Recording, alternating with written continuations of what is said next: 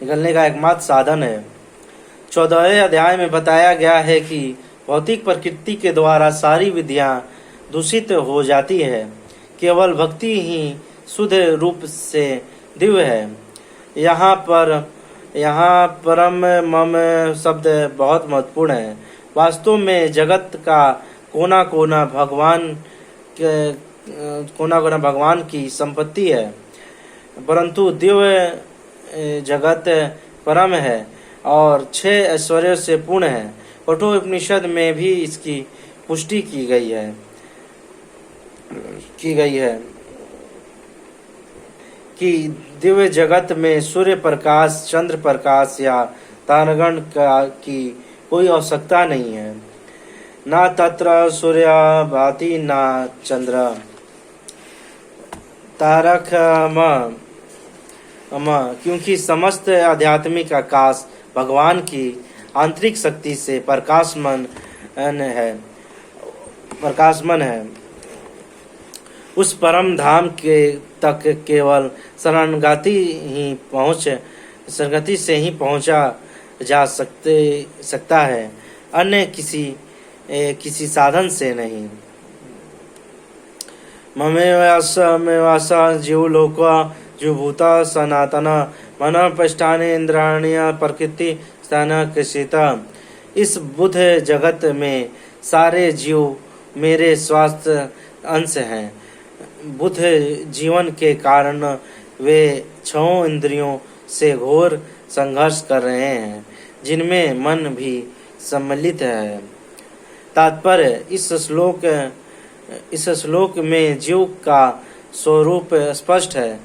जीव परमेश्वर का सनातन रूप से सूक्ष्म अंश है। ऐसा नहीं है कि बुद्ध जीवन में वह एक व्यक्तिवश धारणा करता है और मुक्त अवस्था में वह परमेश्वर से एकाग्र हो जाता है। वह सनातन का अंश रूप है। यहाँ पर स्पष्ट सनातन कहा गया है। वेद वचन के अनुसार परमेश्वर अपने आप को असंख्य रूपों में प्रकट करके विस्तार करते हैं, जिनमें से व्यक्तिगत विस्तार विष्णु तत्व कहलाता है और गौड़ विस्तार जीव कहलाता है। दूसरे शब्दों में विष्णु तत्व निजी विस्तार स्वांश है और जीव विभिन्न त्रांश प्राकृतिक अंश है। अपने श्वास द्वारा वे भगवान राम नरसिंह देव विष्णु मूर्ति तथा वैकुंठ लोकों के प्रधान देवों के रूप में प्रकट होते हैं।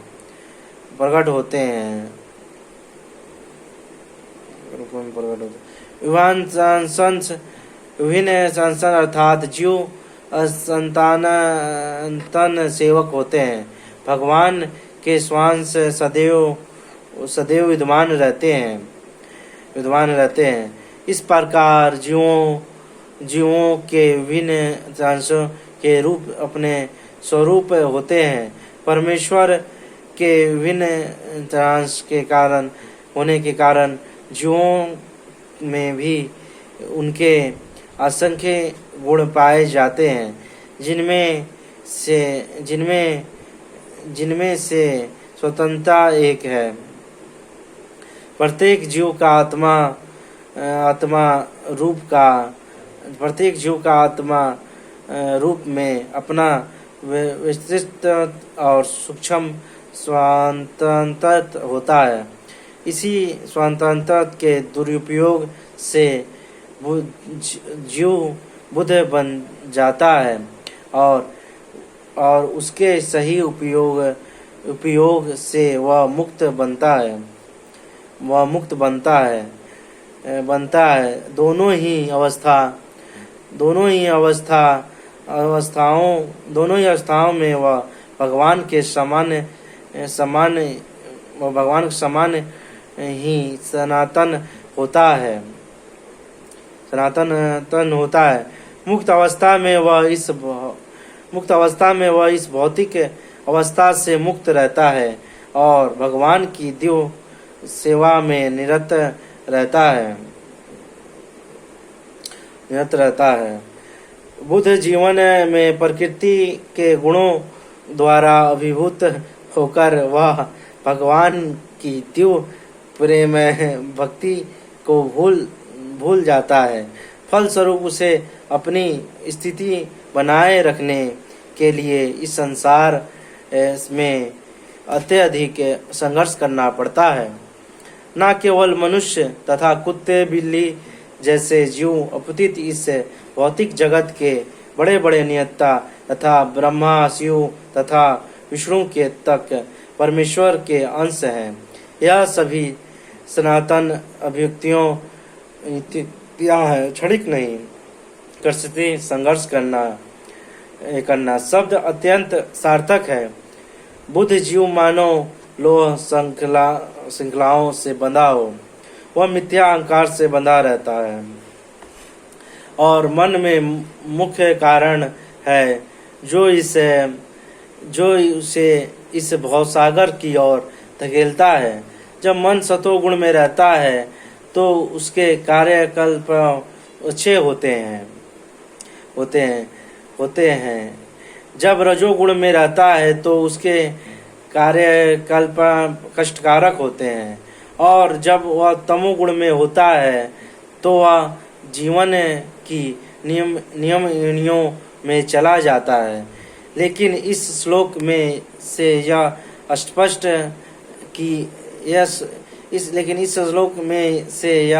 स्पष्ट है कि बुद्ध जीव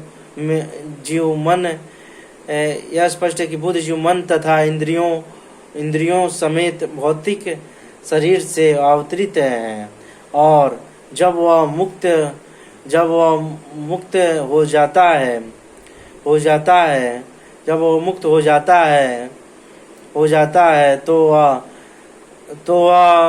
तो यह भौतिक आवरण नष्ट हो जाता है, लेकिन उसका आध्यात्मिक शरीर अपने विशिष्ट रूप में प्रकट होता है। मध्यान्ह श्रुति में यह सूचना प्राप्त है। सा वा ऐसा ब्रह्मनिष्ठा इदा शरीरा मृत्युमय सर्जया ब्रह्मा ब्राह्मण पश्यति ब्राह्मण वेद स्वरमुन।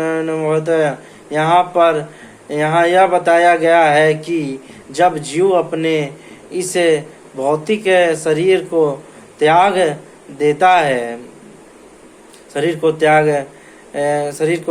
है और आध्यात्मिक जगत में प्रवेश करता है तो उसे पुनः आध्यात्मिक शरीर प्राप्त होता है, जिससे वह भगवान को साक्षात्कार कर सकता है या उनसे आमने सामने बोल सकता है और सुन सकता है तथा जिस रूप में भगवान है उन्हें समझ सकता है। स्मृति से भी यह ज्ञात होता है। वसंती यत्र पुरुष सर्व वैकुंठ मूर्तया। वैकुंठ में सारे जीव भगवान जैसे शरीरों में रहते हैं। जहाँ तक शारीरिक बनावट का प्रश्न है, अंश रूप जीवों तथा विष्णु मूर्ति के विस्तारों का अंशों में कोई अंतर नहीं होता। दूसरे शब्दों में भगवान की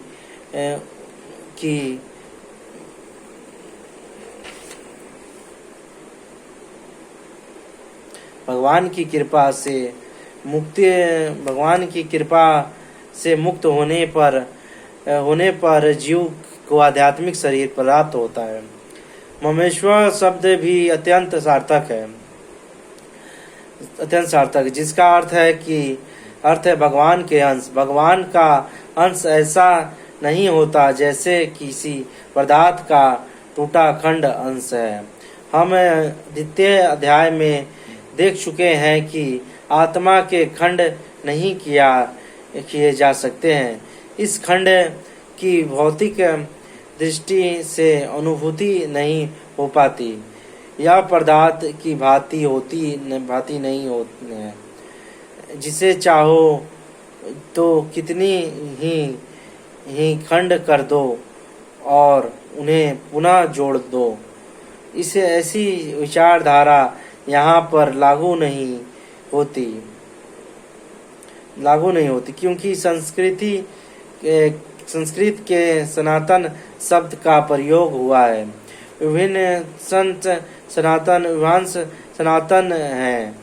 द्वितीय अध्याय के प्रारंभ में यह भी कहा गया है कि प्रत्येक व्यक्ति के शरीर में भगवान का अंश विद्यमान है। देह वह अंश जब शारीरिक बंधन से मुक्त हो जाता है तो आध्यात्मिक आकाश में वैकुंठ लोक में अपना आध्यात्मिक शरीर प्राप्त कर लेता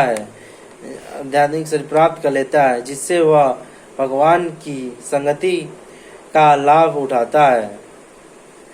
किंतु ऐसा समझा जाता है कि जीव भगवान का अंश होने के कारण गुणात्मक दृष्टि से भगवान के ही समान, जिस प्रकार स्वर्ण के अंश भी स्वर्ण के होते हैं। शरीर यद वन पिता यथा गृहत्यानि सयन्ति वायु ग्रंथ वाद्यवास्यता।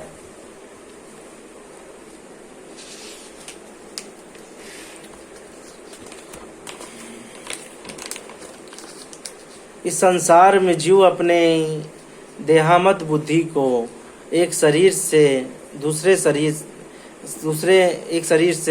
दूसरे में उसी तरह ले जाता है जिस तरह वायु सुगंधी को ले जाता है। इस प्रकार वह एक शरीर धारण करता है और फिर इसे त्याग कर दूसरा शरीर धारण करता है। तात्पर्य यहाँ पर जीव को ईश्वर अर्थात अपने शरीर का नियामक कहा गया है। यदि वह चाहे तो अपने शरीर को त्याग कर उच्चतर योनि में जा सकता है और चाहे तो नियम योनि में जा सकता है। इस विषय में उसे थोड़ी स्वतंत्रता प्राप्त है। शरीर में जो परिवर्तन होता है वह उस पर निर्भर करता है। मृत्यु के समय वह जैसी चेतना बनाए रखता है वहीं उसे दूसरे शरीर तक ले जाती है। यदि वह कुत्ते या बिल्ली जैसी चेतना बनाता है तो उसे कुत्ते या बिल्ली का शरीर प्राप्त होता है।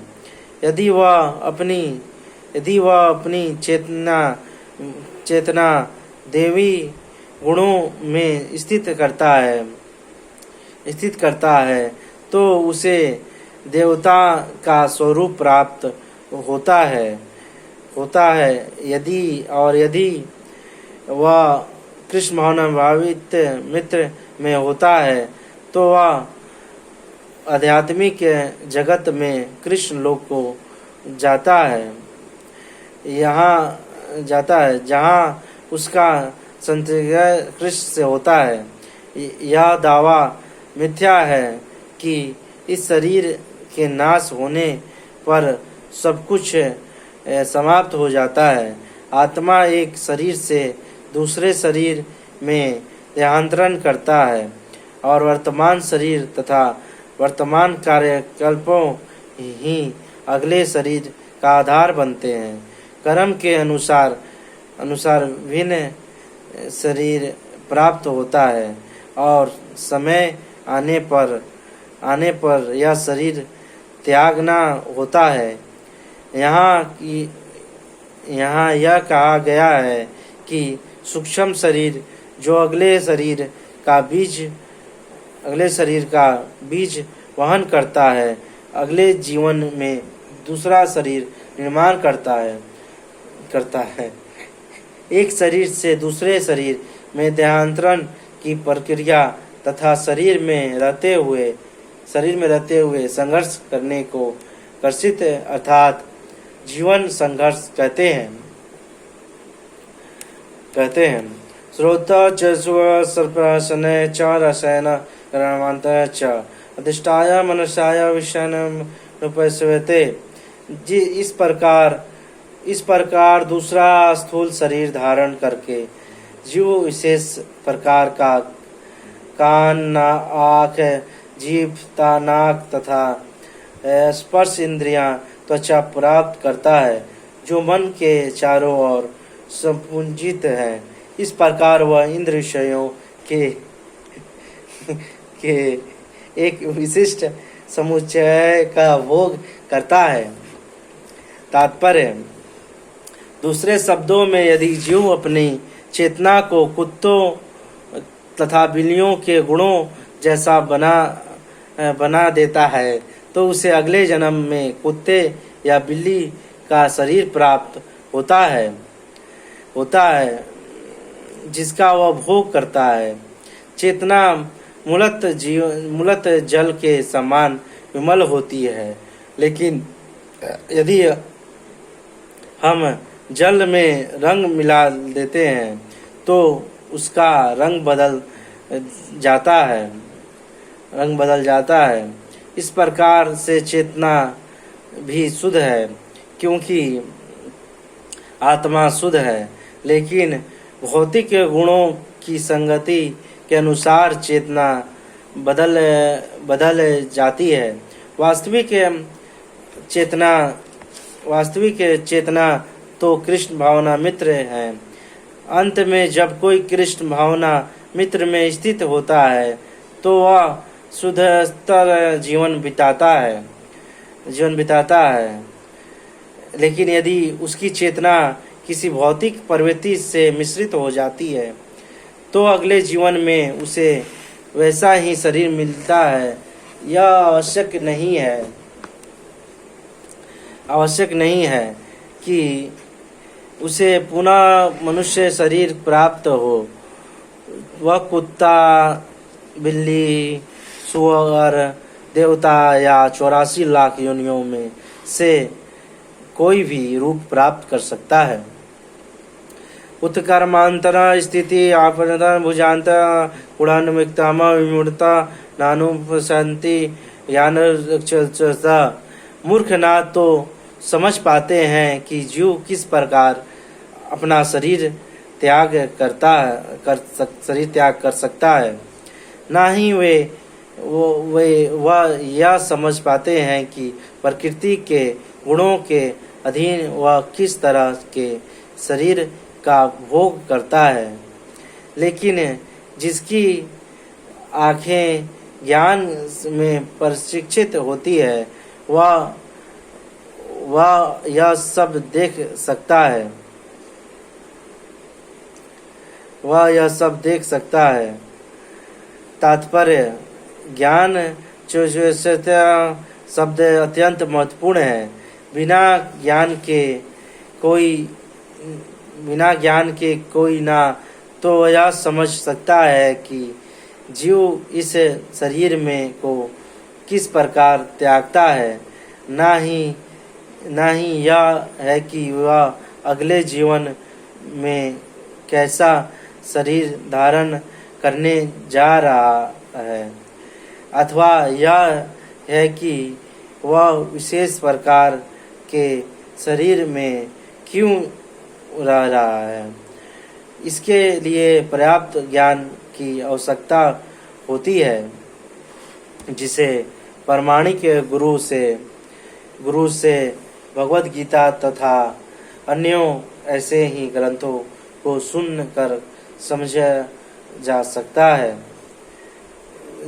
है। जो इन बातों को समझने के लिए प्रशिक्षित है वह भाग्यशाली है। प्रत्येक जीव किन्हीं परिस्थितियों में शरीर त्यागता है, जीवित रहता है और प्रकृति के अधीन होकर भोग करता है। फलस्वरूप वह इंद्र भोगों के भ्रम में नाना प्रकार के सुख दुख सहता रहता है। ऐसे व्यक्तियों जो काम तथा इच्छा के कारण निरंतर मूर्ख बनते रहते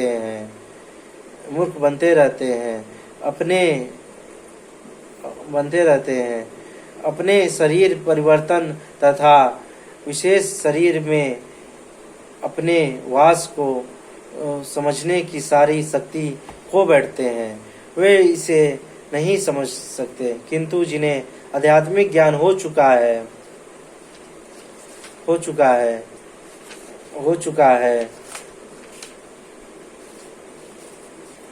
वे देखते हैं कि आत्मा शरीर से भिन्न है और यह अपना शरीर बदल कर विभिन्न प्रकार से भोगता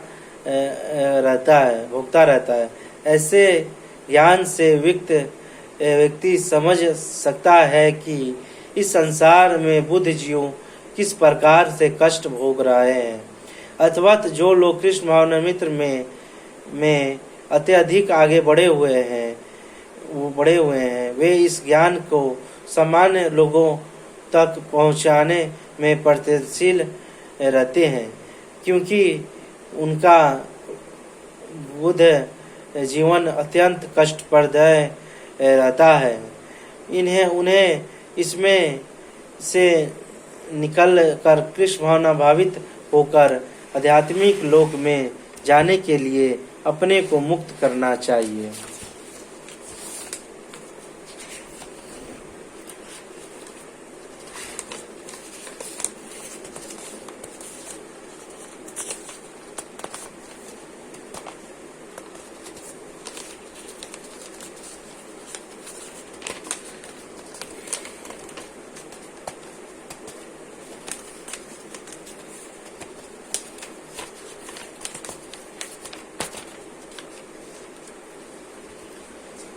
यतन्तो योगिना से न पश्यन्ति परन्तु स्थिरम यतन्तो प्राकृत मना नैन पश्यन्त चेतस। आत्म साक्षात्कार को प्राप्त प्रयत्नशील योगी जन यह सब स्पष्ट रूप से देख सकते हैं, लेकिन जिनके मन विकसित नहीं है और जो आत्म साक्षात्कार को प्राप्त नहीं है, वे प्रयत्न करके ये भी यह नहीं देख पाते कि क्या हो रहा है। तात्पर्य अनेक योगी आत्म साक्षात्कार के पथ पर रहते हैं, लेकिन जो आत्म साक्षात्कार को प्राप्त नहीं है वह यह नहीं देख पाता कि जीव के शरीर में कैसे कैसे परिवर्तन हो रहे हैं। इस प्रसंग में योगीन शब्द महत्वपूर्ण है। आजकल ऐसे अनेकान तथाकथित योगी हैं और योगियों के तथाकथित संगठन हैं, लेकिन आत्म साक्षात्कार के मामले में वे शून्य हैं। वे केवल कुछ आसनों में व्यस्त रहते हैं और यदि उनका शरीर सुगठित तथा स्वस्थ हो गया तो वे संतुष्ट हो जाते हैं। उन्हें इसके अतिरिक्त कोई जानकारी नहीं रहती। वे अत्यंतो प्राकृत मन न कहलाते हैं। यद्यपि वे तथाकथित योग पद्धति का प्रयास करते हैं, लेकिन वे स्वरूप प्रसिद्ध नहीं हो पाते। ऐसे व्यक्ति को आत्मा के ध्यान को नहीं समझ सकते। केवल वे ही यह सभी बातें समझ पाते हैं जो सचमुच योग पद्धति में रमते हैं और जिन्हें आत्म जगत तथा परमेश्वर की अनुभूति हो चुकी है। पर दूसरे शब्दों में जो भक्ति योगी हैं वे ही समझ सकते हैं कि किस प्रकार से सब कुछ घटित होता है। यदा दिकिता तजो जगत साता खिलमा यतो समत यथोगता तस्तो विधि मामकम। सूर्य का तेज जो सारे विश्व के अंधकार को दूर करता है, मुझसे ही निकलता है। चंद्रमा तथा अग्नि के तेज भी मुझसे उत्पन्न है।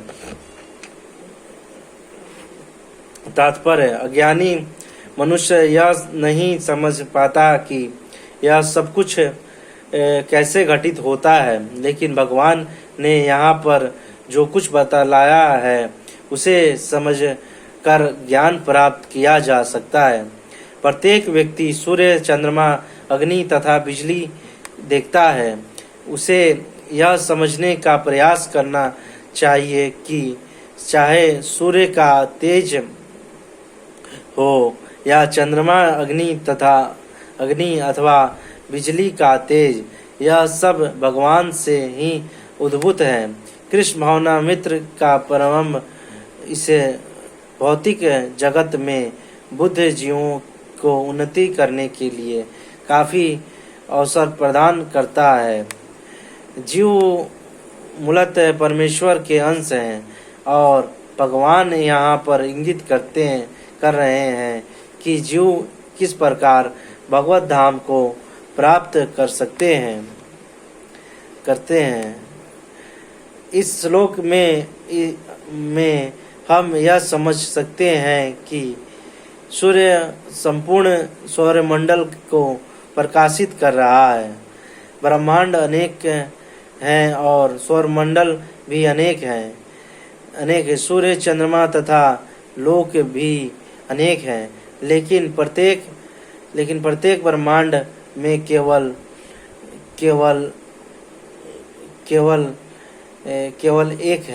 एक सूर्य है। ब्रह्मांड में केवल एक सूर्य है। भगवत गीता में कहा गया है कि चंद्रमा भी एक नक्षत्र है। न चंद्रमा सूर्य का प्रकाश परमेश्वर के आध्यात्मिक आकाश में आध्यात्मिक तेज के कारण है।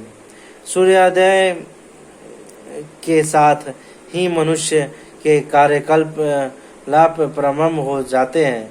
वे भोजन पकाने के लिए अग्नि जलाते हैं और फैक्ट्रियों चलाने के लिए भी अग्नि जलाते हैं। अग्नि की सहायता से अनेक कार्य किए जाते हैं। अथवा सूर्योदय, अग्नि तथा चंद्रमा की चांदनी जीवों को अत्यंत सुहावने लगते हैं। उनकी सहायता के बिना कोई जीव नहीं रह सकता। अथवा यदि मनुष्य यह जान ले कि सूर्य, चंद्रमा तथा अग्नि का प्रकाश तथा तेज भगवान श्री कृष्ण के उद्भूत हो रहा है, तो उसमें कृष्ण भावना मित्र का सूत्रपात हो जाता है। चंद्रमा के प्रकाश से सारी वनस्पतियां पोषित होती हैं। चंद्रमा का प्रकाश इतना आनंदप्रदाय है कि जो लोग सरलता से समझ सकते हैं कि